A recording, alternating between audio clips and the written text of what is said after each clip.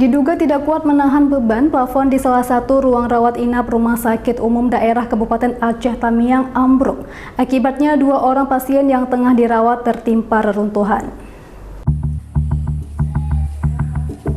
2 orang pasien yang tengah menjalani perawatan di ruang rawat inap yang ada di Gedung Muda Sedia Bedah RSUD Kabupaten Aceh Tamiang tertimpa plafon yang rubuh akibat diduga tidak kuat menahan beban berat tirai pembatas antar pasien.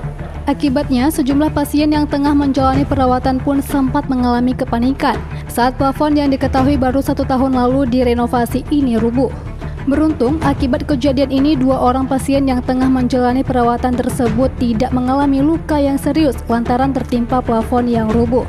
Sementara itu, guna menjalani perawatan intensif 2 orang pasien yang sebelumnya sempat tertimpa plafon yang rubuh tersebut langsung dipindahkan ke ruangan lain yang tidak mengalami kerusakan.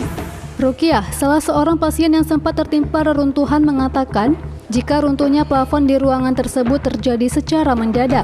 Beruntung saat kejadian, ada seorang perawat yang sempat menahan reruntuhan sehingga tidak sempat menimpa dirinya. Gak tahu lah, ibu lagi di perban ganti perban gini, tahu-tahu kami pikir ceng jalan kan, gitu.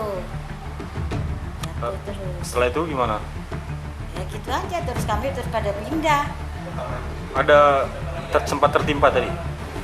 Itulah kalau nggak ada perawat tadi nyokong gini tadi. Mungkin tak satu-satu telepon mungkin ngenain lah gitu. Berarti pasien yang di situ tadi ada yang mengalami luka nggak, Bu?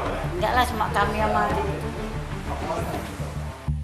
Sementara itu, pasca rubuhnya plafon yang ada di salah satu ruang rawat ini, belum ada keterangan apapun dari pihak Rumah Sakit Umum RSUD Aceh Tamiang. Namun, pihak rumah sakit sendiri saat ini telah menutup ruang rawat tersebut.